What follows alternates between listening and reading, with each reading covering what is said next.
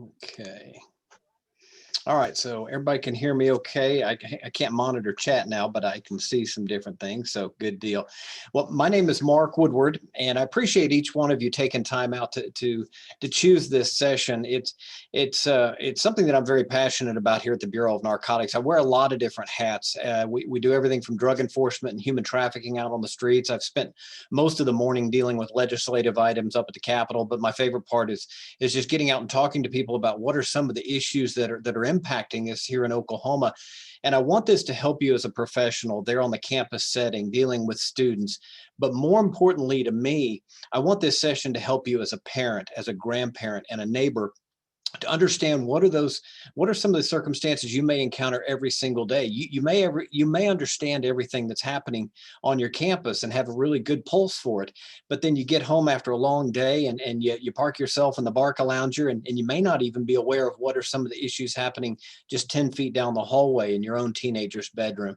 So this is a dual purpose presentation to help you professionally understand what are the kids into today, what are some of the attitudes, the signs and symptoms, how to spot some of these way ahead of time and know what these trails of breadcrumbs, these elephants in the room are.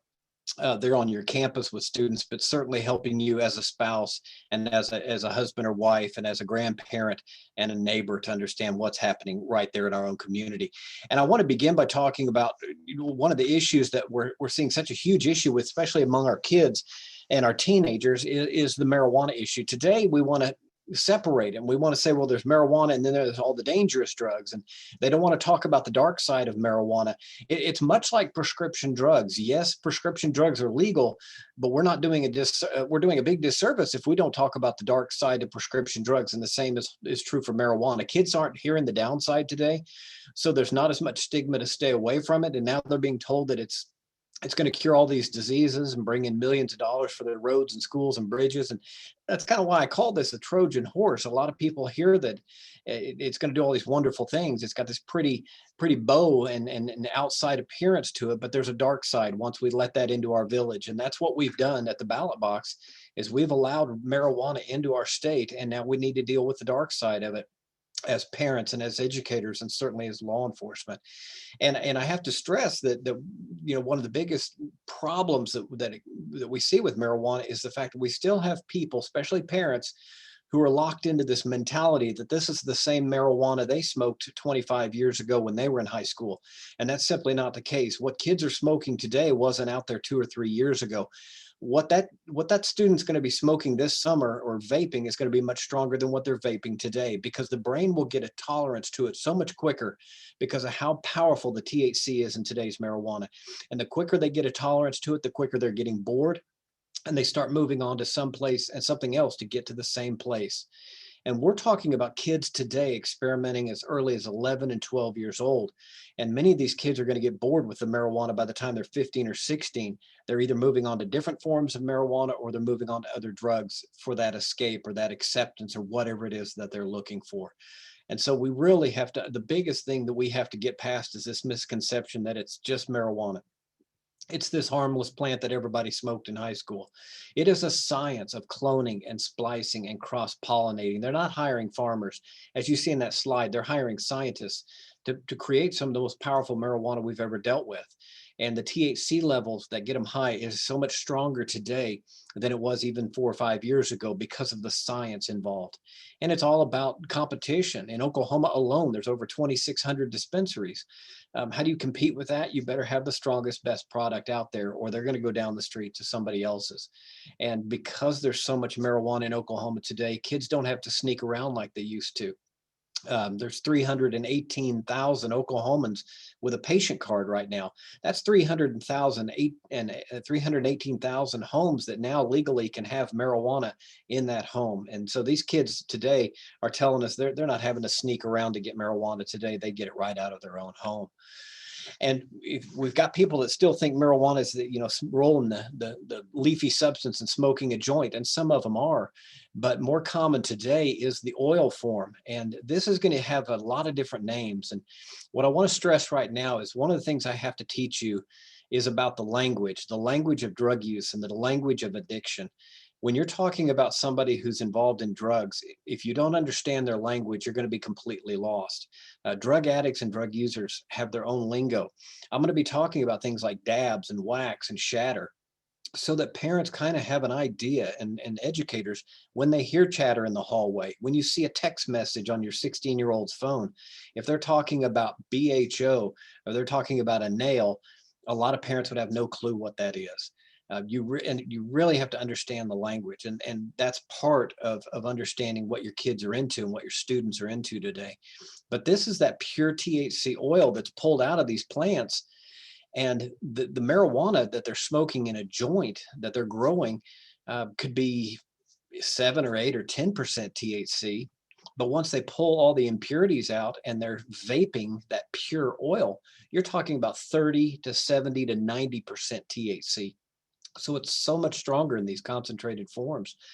And they have names for it, like wax because it looks like earwax. So they call them dabs because they'll take that little piece of metal that you see that gentleman holding in that slide, and they'll scrape a little bit of that oil out of one of those little containers you see up in the upper left hand corner. There's a guy's hand that's got about 6 or 7 of those little containers of oil. They'll scoop a little bit out on what's called a nail, put it into that glass pipe, and they vaporize it with like a butane torch, and they inhale the vapors coming off of it. So they're able to smoke these oils that are so much stronger today than even marijuana that kids smoked 2 or 3 years ago, let alone what you may have smoked in high school back in the 90s or 80s or 70s. But we got to break that mentality that parents have that, hey, it's just marijuana, what's the big deal?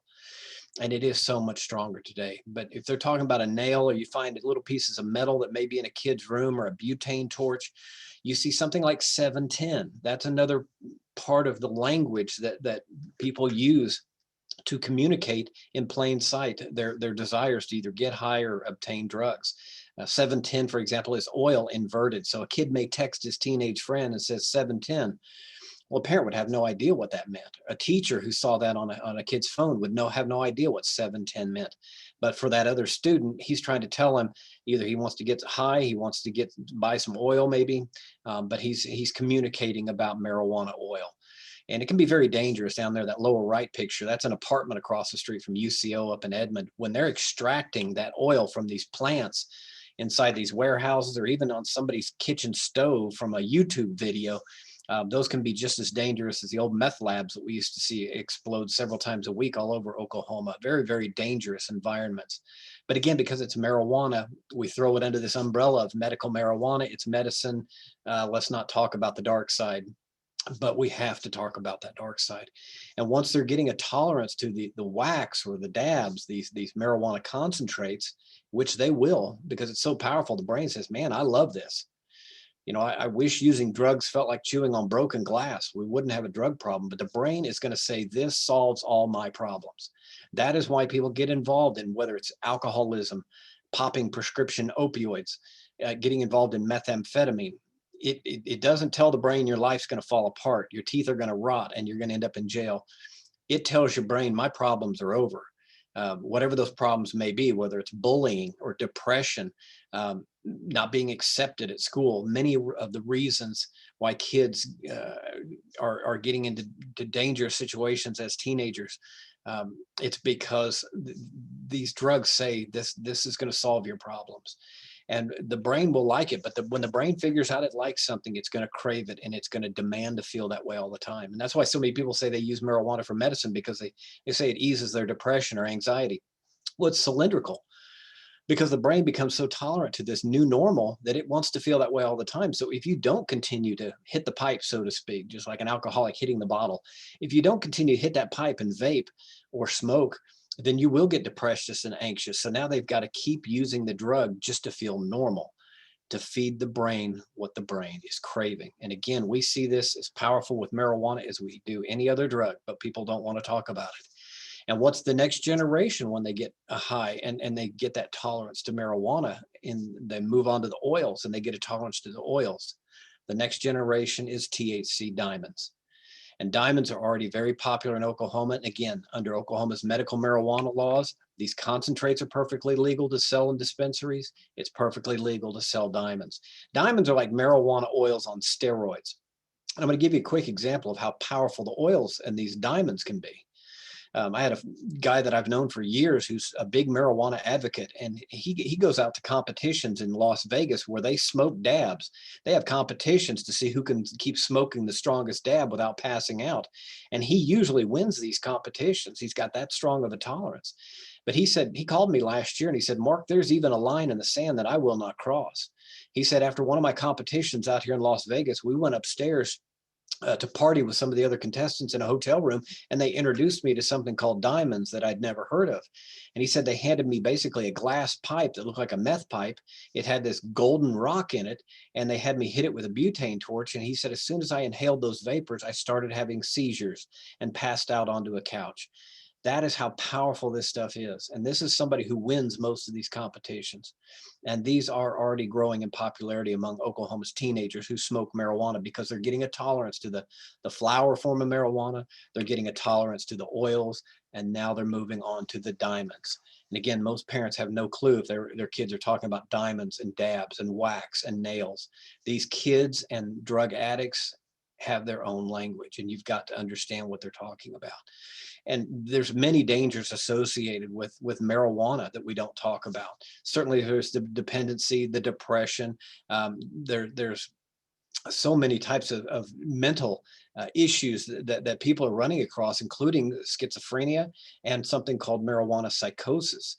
What psychosis is indistinguishable from somebody who's having an episode high on PCP, where they get this seemingly superhuman strength. They hallucinate. These tend to be very dark, violent hallucinations, and they're very difficult to control or communicate or kind of talk off the ledge, so to speak. It can be a very violent episode. A couple of examples I've got up here on the screen. In that parking lot where I've circled in yellow, this is a young man, 17 years old. He's walking through a Crest grocery store parking lot in Edmond. A woman is pushing her grocery cart with her baby on a car seat on top of the grocery cart. This 17-year-old kid just grabs the baby and car seat and threw the kid onto the sidewalk, onto the concrete. And then he keeps walking, and security camera caught him grabbing a street sign, a parking lot sign, and just bending it over like it's a soda straw. And the police from Edmond ended up getting this kid under control. They do a PCP protocol thinking this kid's high on PCP, but the only drug in his system was marijuana, THC. And underneath that, where you see that the caption, shots fired, shots fired. This was another incident where a 17-year-old boy in Edmond and his girlfriend stole some of his uncle's marijuana. They smoked it in a joint form, the powder, the leafy form. And then they're walking down the street, and suddenly the kid starts taking his clothes off, and he breaks into a neighbor's house and starts fighting the neighbor. The police are called. He starts fighting the police and ended up being fatally killed. And again, the girlfriend said, well, I think this was dusted with PCP. The marijuana was. Well, they did the tox screen at the autopsy, and the only drug in this kid's system, again, was marijuana. Up there, the upper left, this young man ended up fighting two nurses and punching two nurses after snapping leather restraints in a hospital ER. They brought him in because he was very combative and hallucinating and violent, and they thought he was high on PCP, and his tox screen showed only marijuana. Now, it doesn't happen with everybody, and I do not paint with a broad brush that every kid or adult who smokes marijuana is going to go through these violent episodes. But we also have got to stop painting with a broad brush that marijuana is the harmless drug that's going to cure cancer and bring in millions for our schools, and we need to focus on the other drugs. Our agency, our mental health providers, our ERs, we're seeing just as many problems with marijuana oils today, the vaping of these strong, powerful marijuana than we ever have before. And it's just as many violent psychotic episodes. So again, this could happen to any kid at any time. There's no rhyme or reason why somebody would suddenly break into one of these marijuana psychosis episodes, but it can happen, and it does. And by the way, one of the things that's very, very frustrating, that 17-year-old kid that you see who violently threw a baby out of a car seat and then bends over a street sign, and he's fighting with the police there in that screenshot. He was eventually kicked out of his school and put into another school district in a special needs class. without any help or anything else, because they said that they didn't have a choice but to accept this kid after he was kicked out of another school. He was actually in a class that I went and spoke to, and it, people like this are a danger to other classmates. This kid had no business being put into another classroom, let alone a special needs class, without some tools and some help and some guidance that he did not get. But I'll save that for another day. But again, they can do this in plain sight, because these oils that are pulled out of marijuana can be in a liquid form and put into vape pens. That upper left there, you see that black e-cigarette or vape pen looks very similar to a Bic ink pen. And these kids will brag to their friends that, when the teacher's got her back turned, they'll reach into their pocket and pull out the vape pen, and they'll take a quick hit, slip it back into their pocket, and they're sitting there texting their friends, "Hey, I'm totally wasted in algebra class." And their friends would text them back going, "I'm totally wasted in history." They're getting high on these vape pens. There's no cloud of smoke. It's not like the old Cheech and Chong days where you roll down a car window or walk into your teenager's bedroom and out rolls all this white, thick marijuana smoke. There's very little vape even being inhaled and put back into the environment when these kids are taking small hits in class or on the school bus or in their bedroom, but they're getting just as high as if they'd taken a big old hit off of a huge marijuana joint. You see in that upper right there, they've got hoodies. These are vape hoodies, where a kid could literally put the drawstring in his mouth and take a hit and set it back down. And again, a parent, a teacher would have no clue that this is actually a kid vaping in class or on the school bus, getting high on marijuana.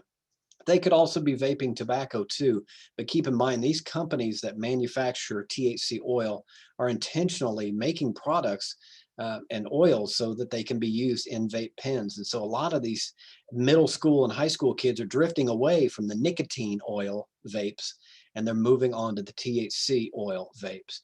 Down there, the lower left, you see what's called a Juul. It's hooked into the side of a laptop computer. A lot of parents and teachers don't know what these are. So if you walked by a kid's desk and or your own teenager, and they had these hooked into their laptop, and you ask them, "What is that?" "Oh, it's an external hard drive. It's a charger for my phone." The teacher's probably going to go, "Okay," and just keep right on walking down the aisle of the math class, never realizing that that's a Juul where they can pop the cap off, bend their head and hide their head behind the laptop screen and take a vape hit of marijuana or nicotine right there in the class. So again, these companies cater to kids and adults who want to get high in plain sight. And then you see a girl down there, the lower right. This is a wristwatch that actually works. It's got everything that you could use if you wanted to go jog to measure your miles and footsteps, but it also has a secondary compartment that is used as a vape device. So again, a kid could have that right there in math class. Nobody would have a clue, certainly not parents. And we've been preaching for years about the dangers of e-cigarettes and vaping, that it's not a safe alternative. And we were finally seeing that message getting across right before COVID hit. We were seeing a huge spike around the United States of especially young kids between about 14 and 24 ending up in the hospital from vaping marijuana oil that had different chemicals in it that would line the lungs and be very difficult to extract.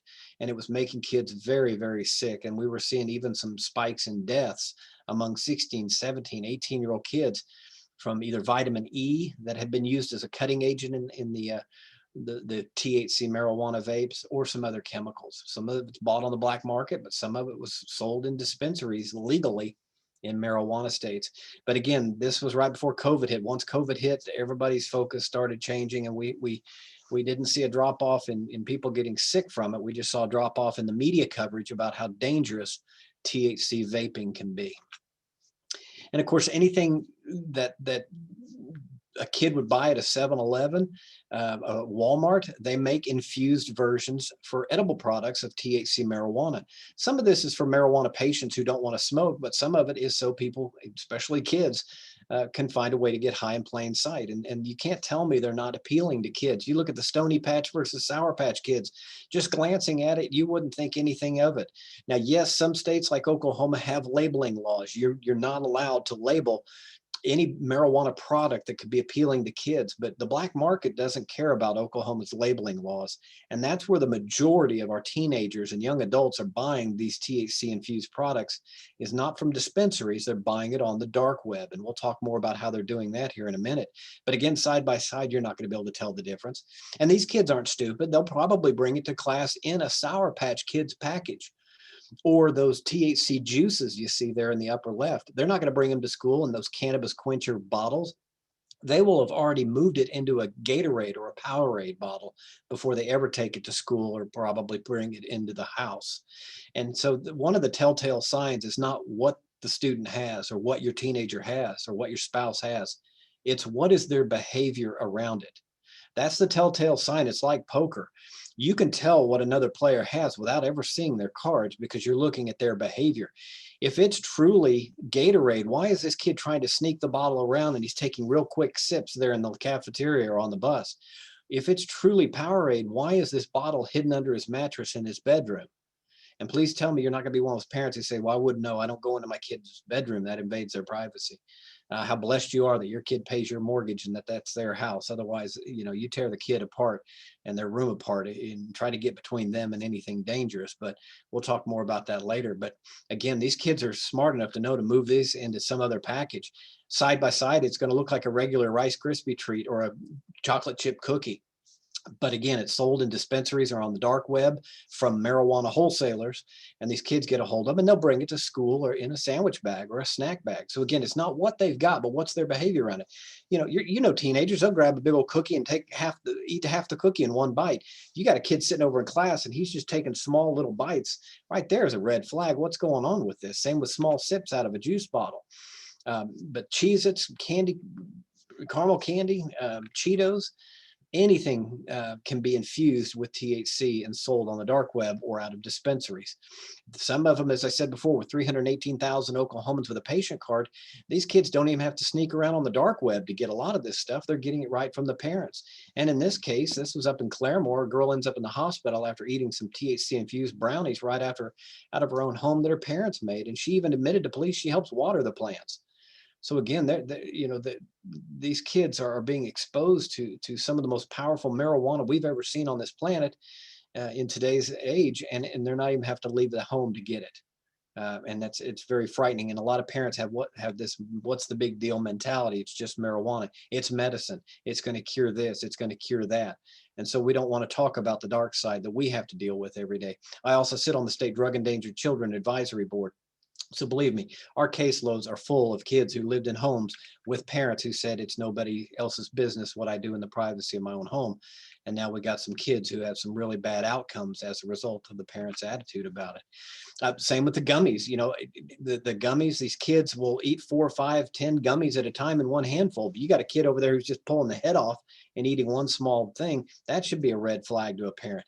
But we don't know about the dosage. What is enough to get a kid high? What's enough to get a kid so intoxicated that he's trying to become psychotic and hurt other people or himself? We don't know enough about it. You just have anecdotal, and what could help one kid could hurt somebody else. And so you don't know whether it's a gummy bear. But what we do know about these edibles is they take about 45 minutes to kick in. And when kids are eating these, a lot of them are getting frustrated, thinking they got ripped off, and they move on to something else. And so a lot of times by the time the marijuana kicks in, so do the other drugs that they may have been taking at a party. And so you really have some bad outcomes. But again, these kids will bring them to school in regular candy packages. And the teacher may ask, what did you just eat? And the kid may say, oh, it was a gummy bear. You want one? And the kid may even offer it to a teacher, because he's got a separate set of gummies. He's got the real ones from a grocery store in one pocket, and he's got the THC infused ones in another pocket. And so again, the kids know how to play these games. Now there on the lower right, you see these asthma looking inhalers. They can take THC and powderize it and put it in inhalers. And so if you saw a kid sitting on a curb with his feet on a skateboard at a park, shaking up an inhaler and taking 2 hits, you'd probably think the kid's got asthma. This is Oklahoma, horrible allergies. It might not dawn on you that they can actually be getting high in a marijuana in a powdered form. So there's a lot of ways for these kids and adults to get high in plain sight today. And again, they don't have to go very far. How much is in the house? We can have 3 ounces just on your person plus 8 more ounces in your house. That's the equivalent of 616 joints or 16 cartons of cigarettes. And that's how much every single patient can have. And keep in mind, some of these homes where our kids are being raised, there's 3 or 4 people with a card. So they can have large amounts of marijuana in that house, and they're not going to miss a little bag here or there. So again, the number one place kids are getting their drugs is not sneaking around at the high school or in the dark alleys. They're getting it right out of the house, just like with the parents' pills. People ask me, what about recreational marijuana? Is that coming next? And I tell them, not only does Oklahoma have the most liberal medical marijuana law in the country, we have the most liberal recreational. It's just under the guise of medical. You can have 3 ounces on your person at any given time. That's, as you see in that picture there, that's the size of an NFL football. And that's how much I can carry on me at any given time, as long as I have a patient card in my wallet. That 3 ounces, if you went to Colorado, which is kind of looked at as the marijuana capital of the world, that 3 ounces is a felony in Colorado under their recreational. So you can actually carry more in Oklahoma than you can in Colorado, and it's way more than you're allowed in California, which is considered a very liberal state. And so we really do have the most liberal recreational marijuana law in the country, but we call it medical here in Oklahoma. And that's why so many people have their cards and so many people are coming here to grow it and sell it. But it's all about what's going on in the brain. As I said, I wish using drugs felt like chewing broken glass, but unfortunately using drugs is going to feel like it's all your problems are gone. And it's because your brain releases dopamine and your brain says, I love this behavior. And when the brain figures out what it loves, there's a little switch that goes on that says, I want this behavior to continue. And what a lot of people don't understand is there's no way to turn that switch off. Now, it doesn't happen with everybody. Some people take painkillers after surgery and they don't become an opioid addict. Some people drink alcohol at a party and they don't like how it made it taste when they're 16 and they don't become an alcoholic. There's some people who smoke marijuana, they don't like how it made them feel, they don't become an addict because the switch never went on. That brain didn't get the pleasure and it's craving it. But when the brain does get that pleasure and craves it, it leaves a little source of breadcrumbs back to the center of the brain so that the brain always remembers what it was that gave me the source of this pleasure. And that's when that switch is on.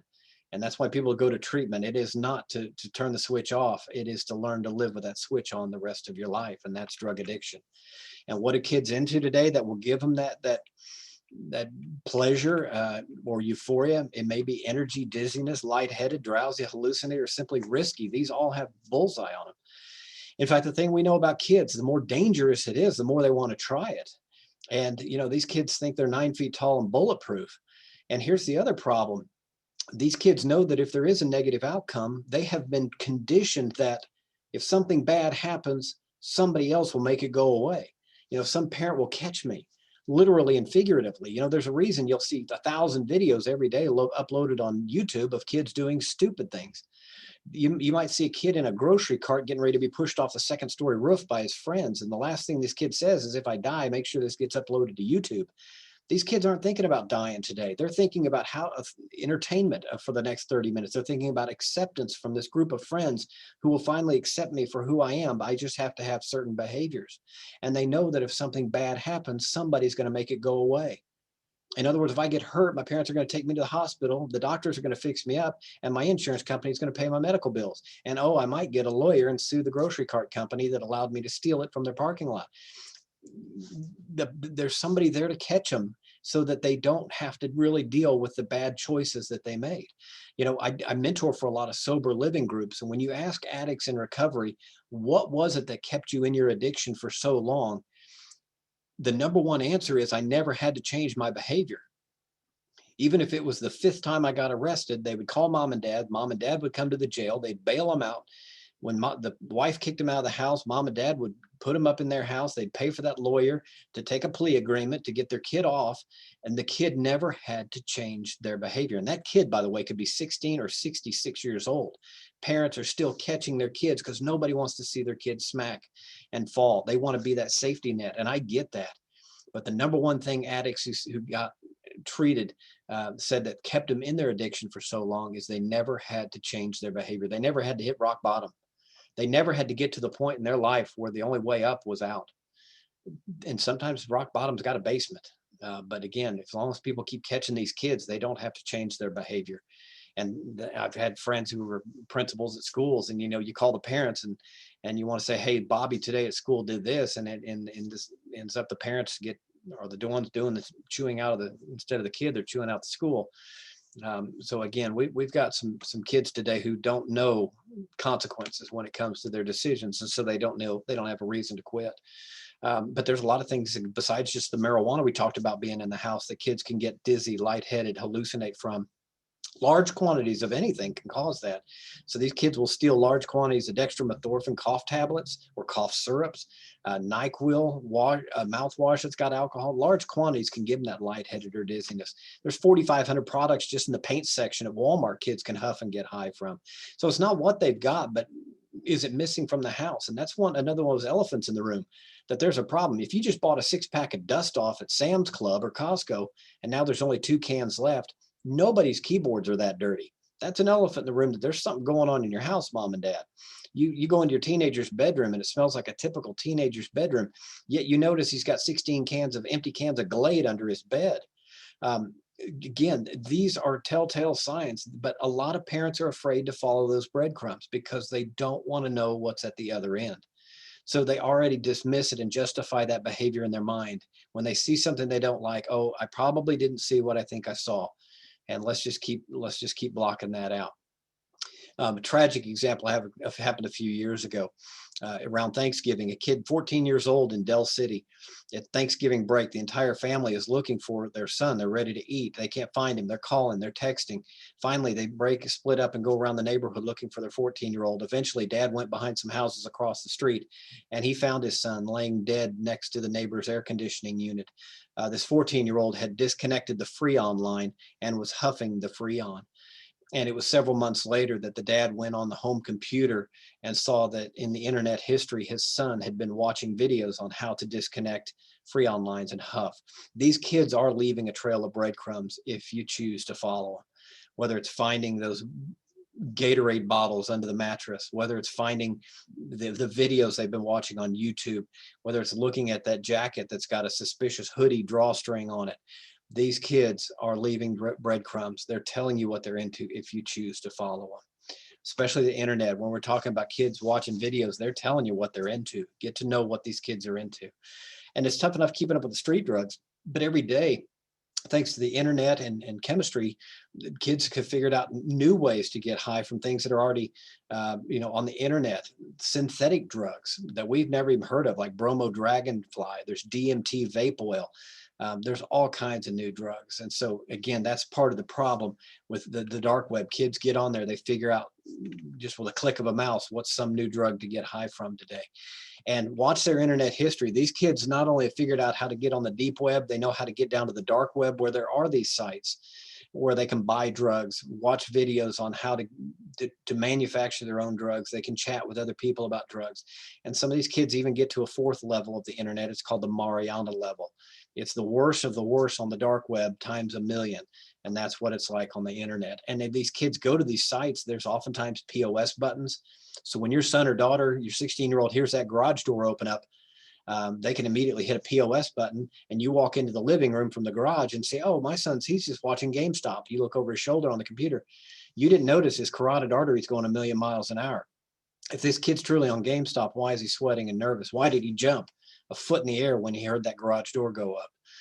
Again, it's not what they're doing. It's their behavior around what they're doing that will tell you something else is going on. Don't just dismiss these signs. And that number one window for kids to get in trouble is not Friday and Saturday night at a party. It's 3 to 6 Monday through Friday when they're out of school, but mom and dad aren't home from work yet and they're on the home computer. You can look at their phone, those apps. You look at your kid's phone and he's got 6 calculators. That's an elephant in the room right there. Those are ghost apps. No, kids don't use calculators. We've seen their math scores, right? But your kid has 6 calculators. It's because those are vaults. A vault, they can actually type in 2 + 2 = 4 and it'll work as a calculator, but you type in a code, it opens up the vault. That's where there are links to the pages they don't want mom and dad to find, the videos they don't want you to see that they've been watching, text messages and other things can be hidden virtually right there on their phone through apps that look like legitimate apps. When my kids went into middle school, I had one rule with them when I gave them their phones. I could do this, and at any time they had to hand me their phone. I didn't care what was on it. I wanted to see their reaction when I asked for it. It's like, I don't want to know what your poker hand is. I want to see your reaction when I ask to see your hand. That's all I have to do is see your face, and that will dictate how much further I go with it. Put some rules in place. Watch these kids in the apps, because Again, everything, even the exchange of money is all virtual. It's all through apps and ghost apps and vaults of fake money that doesn't exist, such as Venmo, Bitcoin. So watch your kids' behavior around their phones, their texts, the websites. And again, that language we talked about earlier, they speak their own language. Some of it's not even in words, it's in emojis. They might send their friend a pineapple. That can indicate that they want to get high on marijuana, because a few years ago there was a movie called the Pineapple Express that glorified marijuana. Every kid in their circle of friends has their own language. I wish I could print a book off for you and give away all their secrets, but it's different with every clique of friends. But the point is, if you see an apple on their phone or a pineapple, when you see your kid's phone go off there and he left it sitting on the kitchen counter, and you ask your kid, what is this? What's the pineapple for? Well, the kid may say, well, that's Ricky's reminded me to bring a pineapple for home ec class tomorrow, because tomorrow that's our responsibility. We're cooking this. But, you know, if they rattle off an answer pretty quick, you don't have to make up the truth and stumble through it. But if the kid starts going, well, that's what are you doing with my phone, Mom? Put it down. It's none of your business. What did the kid just do? He turned it around on you. What does that indicate? You just busted him. Okay, that's right out of the Addicts Playbook 101 on page 1 is turn around and throw the argument in the other person's face and blame them. You know, that is what somebody's doing when they just got busted in a bad behavior.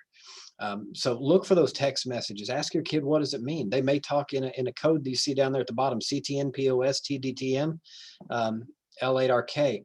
That was a conversation between a 13-year-old girl and a 52-year-old man. It says, can't talk now, parent over shoulder, talk dirty to me later, K. Again, these kids will have their own language. Look at the apps on their phone, Wicker apps.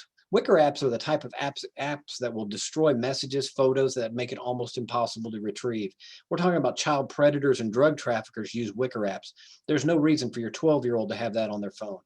Same with WhatsApp. WhatsApp is one of the most worldwide known for child predators and drug dealers to do their communication, because of how difficult it is once they delete items from there. Again, your kids should not have WhatsApps and Wicker apps. If your kid does, you need to start asking questions about what's going on. Look at the games they're playing. Talk about an elephant in the room. There's millions of free games, but what does your kid have on his phone? He's got Empire. He's got Weed Boss, Weed Grower. Your kid is screaming, hey, Mom, Dad, I smoke weed. Again, these kids are leaving a trail of breadcrumbs if you choose to follow them. And sometimes that elephant's not just in the room, it's sitting on your chest and you still are ignoring it. This is a 16-year-old girl in Tulsa who put 2 bags of marijuana on her Facebook page. She's bragging about it. Of course, it took us like 10 seconds to go track her down. And of course, she realized she made a horrible mistake doing that. And we had to tell her, you know, once you upload that, you can't undo that. That's now a permanent part of her resume for college or a job someday. They're going to do a social media check. Even though she deleted it from her phone, it's still on her phone, let alone on the internet. When people dig deep enough to find that stuff. But again, she didn't even care what Mom and Dad think. So that screams much louder than just the fact that she's involved in marijuana. It's a cry for help. So again, look at your kids' social media pages. They're trying to tell you what they're into. And that window from 3 to 6, like I talked about, when they're in trouble, they're not just going through marijuana. They're going through the painkiller drawers, the opioids. I mean, the number one thing they're bringing to school now is parents' painkillers. And this has been the case for 10 years, or that, or the Xanax. You've got to watch your medicine. Don't leave it sitting around. You know, most of us will never have drugs like cocaine or meth or heroin in our house, but any one of us could fall down a flight of stairs tonight and leave the hospital with some of the most powerful drugs on the planet. And what are we doing with them? We're leaving them on our nightstand drawers, on the kitchen counter, in an unlocked cabinet in the bathroom. Some of the most powerful drugs in the world. If you need your medicine safeguarded, and if you don't need it, get rid of it. We've got 178 of the 84 of those white mailbox looking things you see on the bottom right there in sheriffs and police departments all over the state. If you don't need yours anymore, get it out of the house. Don't live with the guilt of knowing that your teenager or their friends, or maybe even your spouse, overdosed and died from something they stole out of your cabinet that you should have thrown away 2 years ago because you didn't need the rest of it. Don't leave that around. The kids have a term for it called farming. They're not going to take your whole bottle of 30 hydrocodone, but they'll farm or steal 2 or 3, and those kids will trade it or sell it. And that answers the question I get from a lot of parents is, how do kids even afford marijuana? How do they go on the dark web and buy all this money? Your prescription drugs are more valuable than gold. Gold's only going to sell for the price of the gold in New York on the market, but prescription drugs will sell for however desperate the person is that's needing them. So these kids can trade one hydrocodone straight up for a $10 bag of marijuana. If you got Percodan or Percocet, you're looking at anywhere from $20 to $65 a piece. And then transdermal fentanyl patches are going for as much as $600 to $800. Watch those medicine cabinets and watch your loved ones. Painkillers have a purpose, but if your quality of life starts going down, or somebody you love, their quality of life's going down, it's time to get them some help. So that's the big question to ask. If you've got a loved one who's on these for 3 days after they had chest surgery, that's not that big a deal. If you've got somebody who broke their leg 3 months ago and they're still on powerful painkillers, it's no longer about the pain. The body's healed. It's now going on up here and they need some help. So really watch your loved ones and ask a question. When they're on these pills, is their quality of life going up or is it going down? And that will determine the difference between being drug dependent and becoming a drug addict.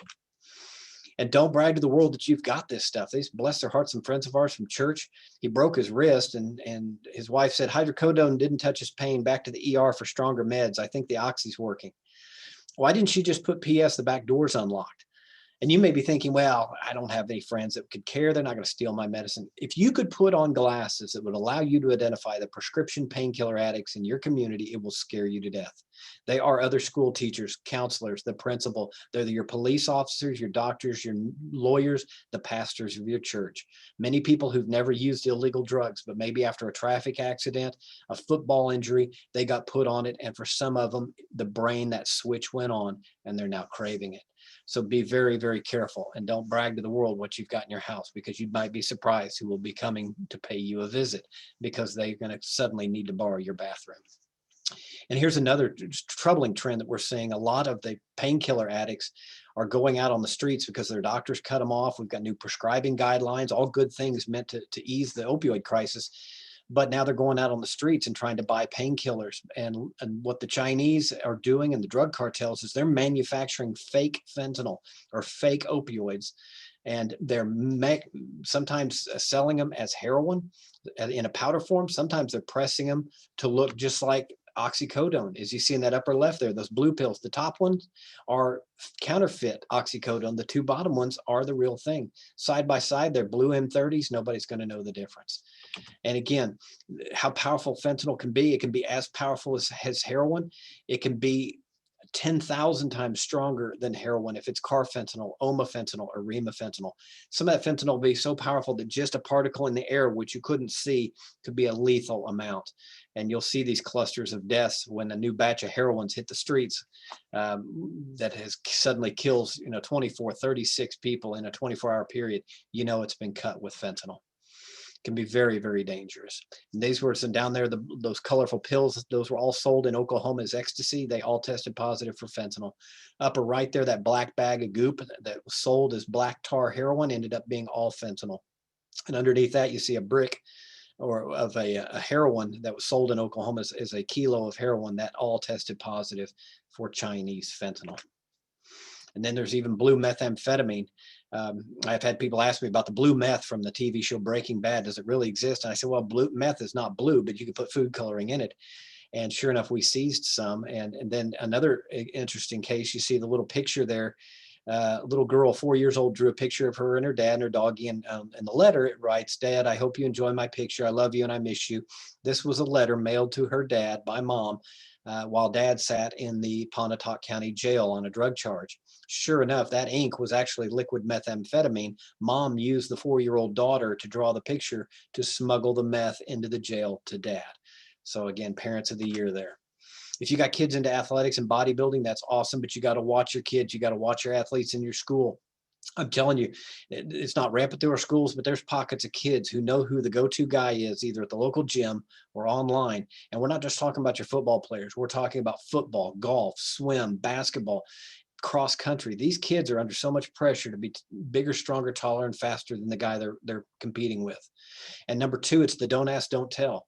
I've got coaches who tell me I got 2 or 3 kids who are way too big for the type of strengthening and conditioning we do at our school. But guess what? We're winning state titles, so I don't want to know. And I've got parents who say, you know what? My son's getting awfully big and he doesn't seem to spend any more time in the gym than he used to. But guess what? Everybody in Oklahoma wants him to come play ball, so I don't want to know. watch your kids and watch the behavior, because they'll trade a little bit of glory for a lifetime of health problems with these anabolic steroids. And of course, the homes that these kids are in is just deplorable. It's heartbreaking. As I said, I sit on the Drug Endangered Children Advisory Board. 72% of the homes we serve warrants in don't have running water, electricity. There's kids under the age of 12, no dad around. Mom hasn't been home in 4 days because she's either sleeping off a high or trying to score a high. And the 9-year-old is left in charge to raise the 7-year-old, the 5-year-old, and the 13-month-old baby. The 9-year-old is now the adult in the house. I've had people who called us and said it was so heartbreaking that they drove by a bus stop in the middle of February, during the cold, and to see 3 kids under the age of 10, and they're dressed in a dress and mismatched socks. One kid didn't have a shoe, and none of them had a jacket. And their complaint is, what kind of idiot parents would dress kids like that and send them out on a day like this? My answer was, the parents didn't do that. The 9-year-old had to get them dressed. The 9-year-old is now the one making sure those kids are dressed and get off to school, because the 9-year-old now has to be the adult in the house because of the parents' choices to get involved in drugs and allow this behavior to continue without help. And so it's really heartbreaking, some of the cases that come across our desk. And I'm tired of seeing dead kids in these homes where people say, hey, it's my life, my home, my body. It's nobody else's business. As I said, 72% of those homes have kids under the age of 12, counting on one or both parents to be sober and take care of their needs. And I'm telling you, the cases of kids who ended up getting taken out of a house, put back in that house before the parents were ready, is just heartbreaking. And then the kid ends up dead because the parents didn't get the assistance that they need. We're really failing these kids, and we're failing these parents who want treatment. It's not affordable, and it's not available to nearly as many parents who need some long-term help. We're not talking 7 days or 30-day program. We're talking about 90-day intensive program with a 1.5 years sober living after that. But most people don't have the money or the resources to get that kind of help. Take a second, third look at even normal things your kid might be around, or a student. Anything that comes in a jar, bottle, or can, they make fake versions. A kid could be sitting right there in math class next week drinking out of a bottle of water, but behind the label is a hidden compartment where he's got his pills or he's got marijuana. Magic markers that really work. Toothpaste, Altoids, deodorant, things that might already be in a kid's room. They make fake versions where you can unhook the bottom, and that could be where the kid's hiding his stash. So again, if you suspect your kid's involved in drugs, you tear them apart, tear their room apart. Find out and get in between them and that destructive behavior as quick as you can. You look at the eyes, like a student's been to the eye doctor, and this student hadn't been to the eye doctor. Big dilated pupils could be stimulants, could be Adderall, Cylert, ADHD drugs that kids are abusing, hallucinogens, inhalants, like they've been huffing or even smoking marijuana. The only one that will constrict the pupils will be those opiates. It could be painkillers that they stole from mom and dad. It could be heroin. It could be fentanyl.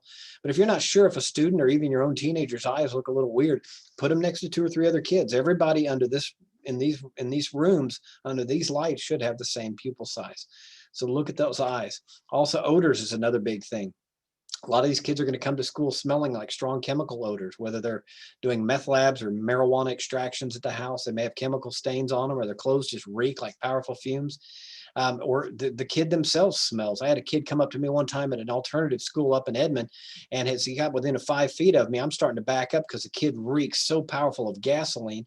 And his question to me was, is huffing gasoline dangerous? And I said, son, not only is it dangerous, it's dangerous for me just being within 6 feet of you. And after I ended up talking with this kid for a few minutes, I talked to the teacher and the staff, and they said he comes to school smelling this way every day. That's unacceptable. This kid's a danger to himself. He's a danger to other students and staff by his not getting the help that he needs, and the way this kid just reeked of strong, powerful odors. But those can be elephants in the room, those odors that are on a student or on your own kid. I always tell parents, hug your kids when they get home from school or you get home from work. Throw your arms around them. You can smell the marijuana on their jacket. You can smell the beer on their breath. You can smell all the cologne they're wearing to try to hide some disguise. I mean, hugging can be a huge deterrent and way to detect certain types of behaviors. Physical changes. Kids who used to work out a lot, and now the kids just hardly eating. Physical changes, that weight gain, muscle mass could be a sign. If they're getting bigger but not working harder in the gym, they could be getting some help. Mood swings.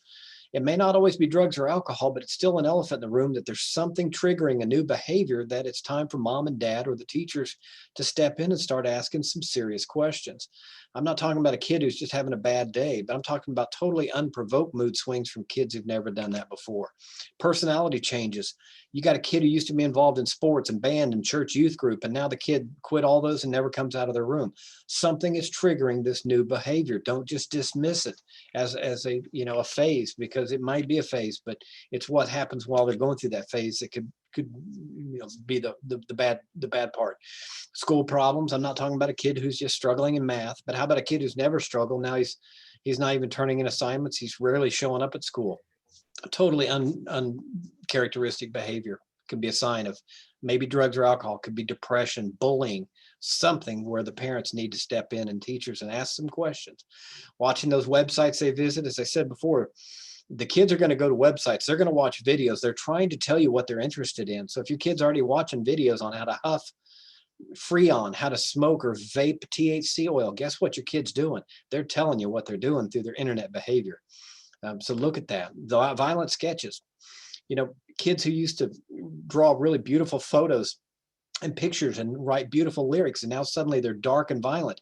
Something is triggering in that, because kids often express through words that they write or drawings of how they're feeling. You see in that picture there, it's a rabbit holding a decapitated head. You got a parent who says, oh, my son, he's just artistic. No, he's psychotic. That was in the notebook of a 13-year-old boy who hacked up his grandparents with a machete. Don't just dismiss violent sketches, violent music. 420 is another sign, just like 710 for marijuana oil. 420 has always been an international symbol for marijuana. So if your kid's visiting 420 websites, seeing you got a 420 street sign in his room, probably a good indication your kid's involved in marijuana. Get to know who they hang around. It. Kids who used to have really good dress and hygiene, and now the kid doesn't care how he dresses and he stinks. Again, what's triggering this new behavior? He used to hang around the good kids on the football team or at the church youth group. Now he's hanging around kids who've already been in trouble in the past for marijuana and other destructive behaviors. That's probably gravitating towards kids who have a similar interest. And so that's going to tell you a lot about what your kid's into. As I wrap this up, Dylan Klebold and Eric Harris, the Columbine shooters, a tragic massacre up in Colorado back in 1999. Several weeks before they showed up at their high school with the guns and the bombs, one of the parents found the pipe bomb components. And what was dad's response when his son, when he confronted his son? His dad's response was, be careful, because he believed his son when his son said, we're just going to make pipe bombs to go blow up trees in the woods. You got a kid making pipe bombs and you don't get him help. Talk about an elephant in the room and a cry for help. The very first publicized school shooting of any magnitude was Pearl, Mississippi in 1997. 16-year-old boy named Luke Woodham showed up at his school and he shot 9 classmates. He killed 2 of them. 4 weeks before he showed up at his school with a gun, he was caught by neighbors trying to set dogs on fire. Now, you don't have to be a psychology expert to figure out what that indicates. This is a disturbed young man. What was mom and the police's answer? 16-year-old boys do stupid things. We'll have a talk with him. What did mom just do? She just caught him. As I said before, kids today and kids for a long time are not having any idea what the consequences of their choices are, because somebody makes those consequences go away. They don't ever have to hit rock bottom. They don't ever have to change their behavior, because if I do something bad and there's consequences, somebody is going to make it go away. That is what kids are experiencing, realizing day in and day out. The most important slide as I wrap up is this one. If there's something going on in your family, in your community, in your school, anything we can do to help, please let me know. Whether it's potential drug activity, you can contact us, give us a tip. You can remain anonymous. If it is a personal matter where you've got a son or daughter, a spouse who's involved in it, you're going, I don't know who to call, I can put you in touch with some people who are experts in the field. If you don't want to call and talk, you can go on our Facebook page, the Bureau of Narcotics Facebook page, send a private message. Those come right to my desk. You can go to the Bureau of Narcotics website where it says contact us and send us a note, and those come straight to my desk. But thank you so much. We also do education programs. So if your school would like somebody to come out and maybe talk to, for either students or teacher in service, we don't have a lot of us and we wear a lot of hats, but we will do everything we can to come out there once we get back live. But in the meantime, I will tell you, my presentation like this, I've got a more in-depth one, but it's on the Bureau of Narcotics YouTube channel. I've also got one that's geared towards teenagers, about 6th grade through 12th grade. So you can send your students online to see my video that's geared towards them.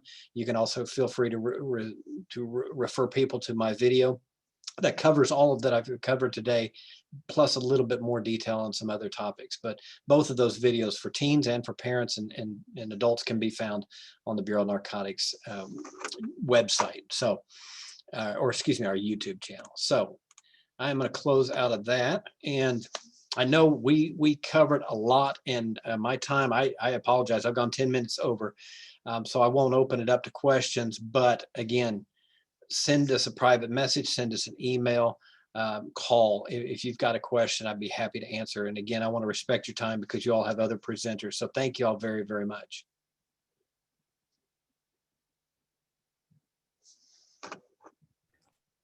So that will wrap up our presentation today. Everybody, thank you so much, Mr. Woodard, for presenting today. I already have so many comments here about how wonderful this was.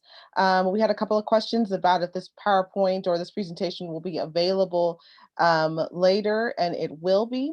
This is being recorded, and we will have this presentation available later. So thank you all so much. I really appreciate you joining us today. If you have any questions for Mr. Woodard, please do not hesitate to reach out. I believe we do have his contact information through the Whova app. So enjoy the rest of the conference, and we appreciate you joining us today.